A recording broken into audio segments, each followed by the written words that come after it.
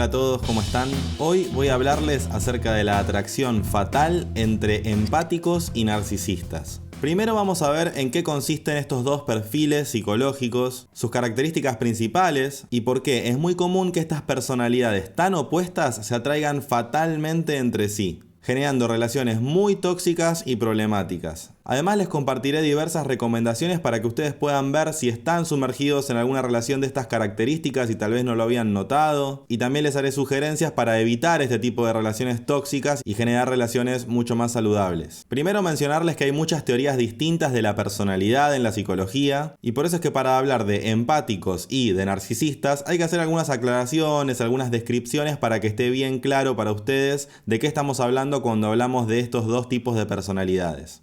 Por empáticos y narcisistas nos estamos refiriendo a dos formas que podríamos decir que son prácticamente opuestas de experimentar y relacionarse con el mundo emocional y social. Estos términos describen distintos estilos de interacción interpersonal y diferentes enfoques tanto hacia uno mismo como hacia los demás. Primero vamos a definir a los empáticos. ¿Qué es la empatía? La empatía es la capacidad de entender y compartir los sentimientos de otra persona. Las personas empáticas son aquellas que tienen una habilidad desarrollada para ponerse en el lugar de los demás, para ponerse en los zapatos del otro, percibir sus emociones y responder de manera comprensiva, teniendo en cuenta la personalidad o el momento por el cual está pasando la otra persona. Los empáticos tienden a tener una profunda conexión emocional con los demás y a ser sensibles a sus necesidades y a sus estados emocionales. Pueden sentir las emociones del otro como si fueran propias. Inclusive pueden llegar a empatizar tanto con otras personas que, cuando ven que tienen algún síntoma físico, les genera un cierto malestar casi como si estuvieran sintiendo el mismo síntoma físico ellos mismos. Y todo esto les permite reconocer y validar los sentimientos y las emociones de los demás. Tienen una capacidad natural de escucha activa. Siempre tienen buena predisposición a escuchar a los demás. Pueden proporcionar un apoyo emocional genuino, ya que están verdaderamente interesados en lo que el otro tiene para decir tanto de sus sentimientos como de sus situaciones particulares. Son comprensivos, ofrecen consuelo y ayuda sin juzgar al otro, se preocupan por el bienestar de los demás y actúan de alguna forma para aliviar o intentar aliviar el sufrimiento del otro. Como tienen una capacidad natural para conectar emocionalmente con los demás, esto les facilita tener relaciones donde los demás se sienten muy cómodos en abrirse emocionalmente y hablar acerca de cuestiones personales y profundas en sus conversaciones. Uno de los desafíos que tienen este tipo de personalidades es que pueden llegar a sentirse sobrecargados emocionalmente por lo que les sucede a los demás. Pueden incluso sentirse abrumados por experiencias o por vivencias ajenas, ya que las vivencian prácticamente como situaciones propias. Otro de los desafíos que tienen, tal vez el más difícil de todos, es que por enfocarse demasiado en los demás, los empáticos pueden descuidar sus propias necesidades emocionales. Esto a largo plazo es lo que más complicaciones le puede traer, tanto en sus relaciones como un malestar emocional general, ya que al descuidarse a sí mismos y a sus propias emociones, ponen en el centro de sus vidas a los demás o a alguien en particular, y terminan girando alrededor de otra persona o alrededor de otros, prácticamente sin darse cuenta o sin ver problema en eso. Por eso es que es tan importante lo que llamamos educación emocional o autoconocimiento, es decir, conocernos a nosotros mismos a punto tal de comprender si tenemos este tipo de tendencias, para también aprender otras formas de interacción con los demás y también otras formas de interpretar cómo nos sentimos nosotros mismos. Hay algunos modelos de la personalidad muy difundidos y muy aceptados en el ámbito científico, como es por ejemplo el Big Five, y lo que es la característica de la empatía se la suele relacionar con un rasgo que en el Big Five se lo conoce como agradabilidad o amabilidad. Y en algunos estudios también se relaciona la empatía a los rasgos que en ese modelo se conocen como apertura a la experiencia y responsabilidad. Pero no se preocupen, voy a hacer un video específicamente hablando del Big Five donde van a poder entender más claramente estos rasgos de la personalidad. Pero por ahora esto se los menciono simplemente para que sepan que el rasgo de la empatía se lo tiene en cuenta y se lo puede medir con diversos tests psicológicos que implementan diversos modelos de la personalidad. Por otro lado, vamos a hablar entonces de los narcisistas. El narcisismo es un rasgo de la personalidad caracterizado por una preocupación excesiva por uno mismo y una necesidad constante de admiración y valoración de los demás hacia uno. Los narcisistas suelen tener una autoimagen muy inflada, un sentimiento de grandilocuencia y una falta total de empatía hacia los demás. Esta falta de empatía puede hacer que les resulte difícil entender o preocuparse genuinamente por las emociones y las necesidades de otras personas. El narcisista exagera sus habilidades y cree que merece un trato especial. También tiende a usar a los demás solamente para cumplir sus necesidades y sus objetivos, en vez de generar relaciones genuinas. Su falta de empatía los puede llevar a comportamientos insensibles e inclusive a comportamientos explotadores y manipuladores. A lo único a lo que normalmente son vulnerables es a la crítica y a la desaprobación, lo cual los lleva inmediatamente a reacciones defensivas o inclusive a agresiones, a intentar degradar y a menospreciar al que está intentando refutar o cuestionar su accionar, lo cual hace que sea muy difícil que cambien su accionar.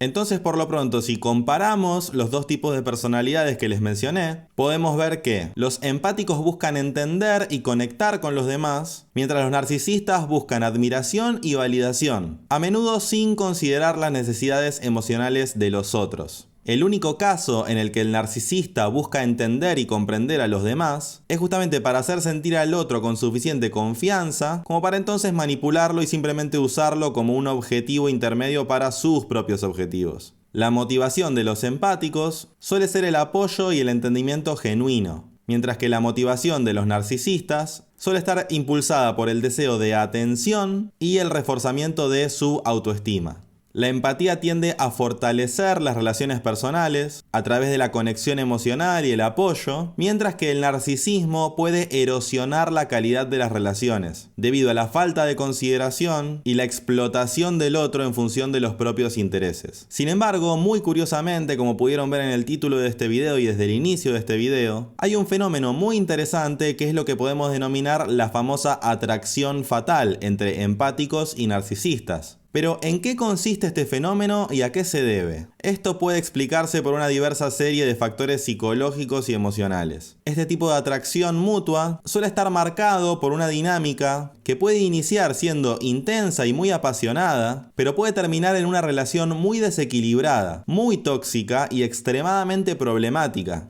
Lo primero que podemos decir es que se genera una complementariedad de necesidades entre ambas personalidades. Como les decía antes, los empáticos a menudo tienen un deseo muy fuerte por ayudar a los demás. Y la personalidad narcisista suele tener dificultades emocionales y una necesidad constante de validación. Justamente esto puede atraer al empático, que busca ofrecer ayuda y comprensión. El empático inclusive puede sentir que puede tener un propósito en la relación al ofrecer consuelo y apoyo a una persona que parece necesitarlo. Este rol puede sentirlo como algo gratificante e inclusive le puede dar un sentido a su vida. A su vez, los narcisistas son atraídos por las personas que les brindan una admiración y una atención incondicionales. La persona empática suele ofrecer este tipo de validación y apoyo, lo cual puede reforzar el sentimiento de superioridad y el autoestima del narcisista. Además, los empáticos a menudo evitan la confrontación y la crítica, lo que permite al narcisista sentirse libre para tener esa autoimagen inflada sin tener que enfrentar desafíos ni cuestionamientos. Por otro lado, lo que se genera entre estos dos tipos de personalidades es una típica dinámica de control y de dominación, ya que con el tiempo el narcisista puede tomar un papel dominante en la relación, controlando las decisiones y manipulando al empático para que satisfaga sus necesidades. Este control lleva casi inevitablemente a una dinámica muy desigual de poder. El empático naturalmente tiende a ir a un lugar más sumiso, lo cual con el tiempo puede llevarlo a sentirse atrapado, justamente en una posición de sumisión, donde trata continuamente de apaciguar al narcisista, donde trata de mantener la paz a expensas de su bienestar emocional y psicológico. Vale la mención de que al principio en este tipo de relaciones, el empático puede sentirse valorado y apreciado por el narcisista, mientras que el narcisista puede sentirse único y admirado por el empático. Esta dinámica puede crear un inicio de relación donde todo parece ser ideal, donde pareciera que ambos se valoran mutuamente y que esto seguirá siendo así eternamente. Por un tiempo, esta dinámica puede continuar. Además, el empático puede sentirse validado e inclusive puede sentirse necesario en la relación, cumpliendo un rol como de cuidador. En algunos casos, el empático podríamos decir que siente un deseo inconsciente de rescatar rescatar, de salvar o de curar a los demás, o simplemente de querer evitarle situaciones de sufrimiento al otro, lo cual justamente puede llevarlo, como mencionábamos antes, a olvidarse de su propio bienestar. Pero por más de que durante cierto tiempo esta primera etapa de la relación pareciera ser como si dos piezas de rompecabezas hubieran encajado perfectamente, con el tiempo puede surgir un gran desequilibrio en la relación. El empático puede empezar a sentirse menospreciado, inclusive puede sentirse agotado, debido a la falta de reciprocidad. Mientras que el narcisista va poniéndose cada vez más exigente. El narcisista puede manipular al empático para obtener más beneficios y más atención, mientras que el empático va esforzándose cada vez más por satisfacer todas esas necesidades, a pesar de su propio sacrificio emocional. El narcisista puede obtener una sensación de superioridad o puede ir reforzando esa sensación, ya que tiene a alguien que satisface constantemente sus necesidades emocionales. Y esto sigue reforzando su autoimagen y creerse que vale más que los demás y ese tipo de cuestiones.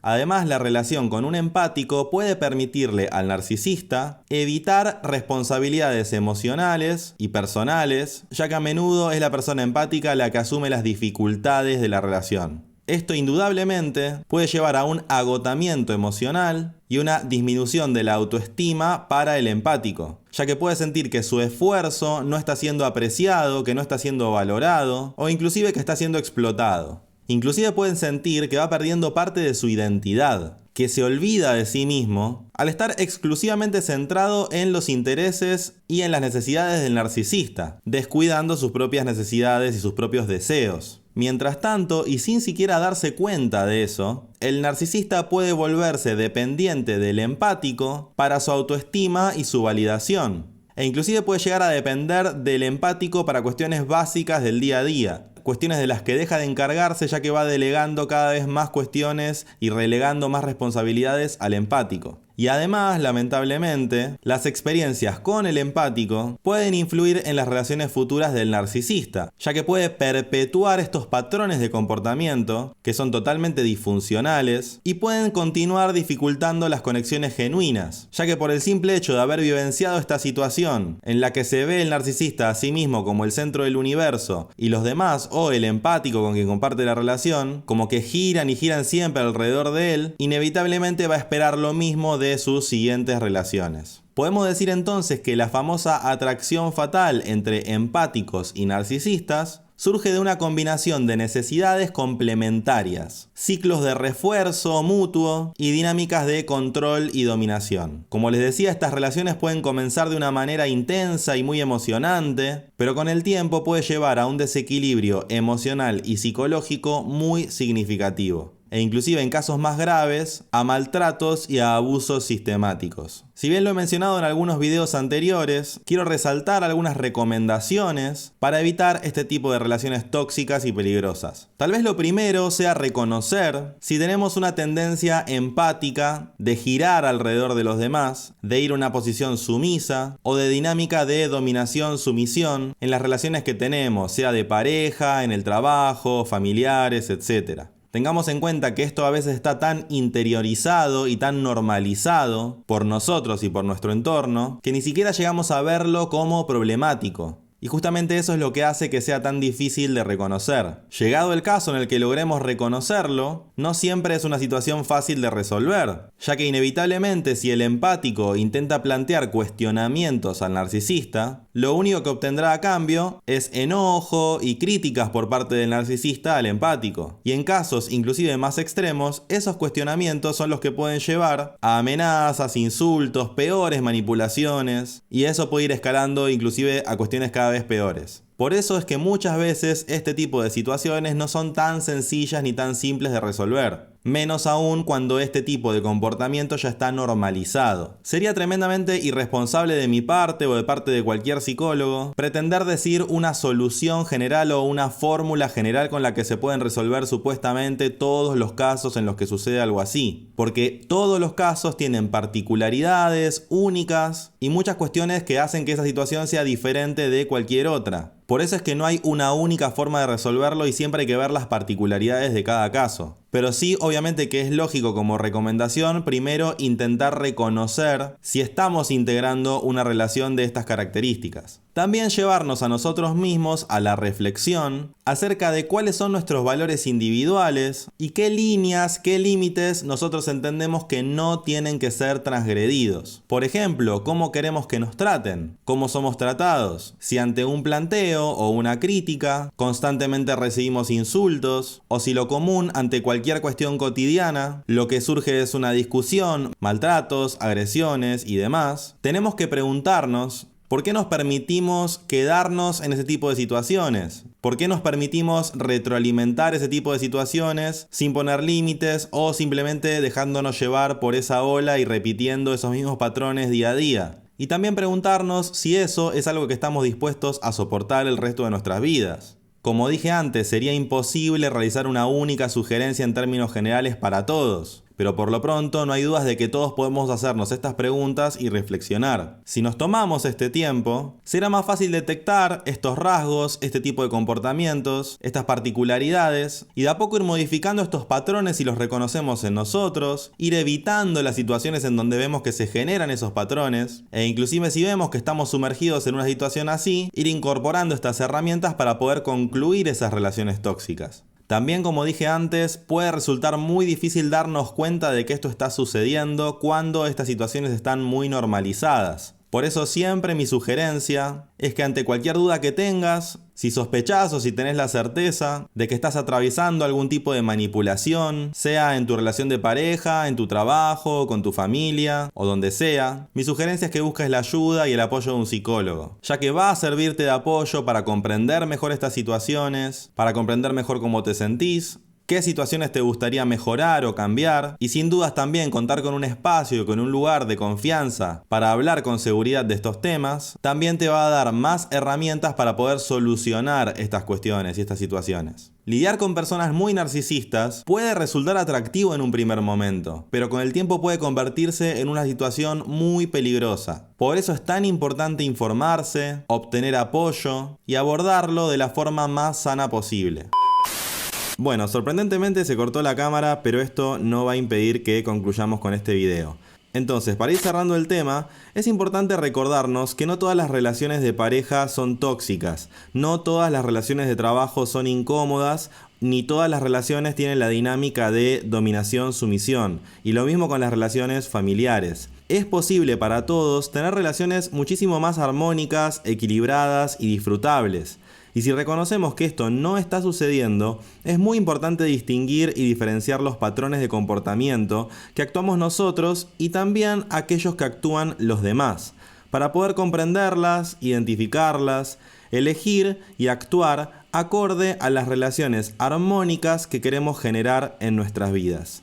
Cuando esto se da de forma natural y sin pensarlo, es sin dudas maravilloso. Pero también pueden darse de forma natural, entre comillas, situaciones muy tóxicas, justamente porque normalizamos tanto estos patrones de comportamiento que nos cuesta ver cuándo y cómo se generan.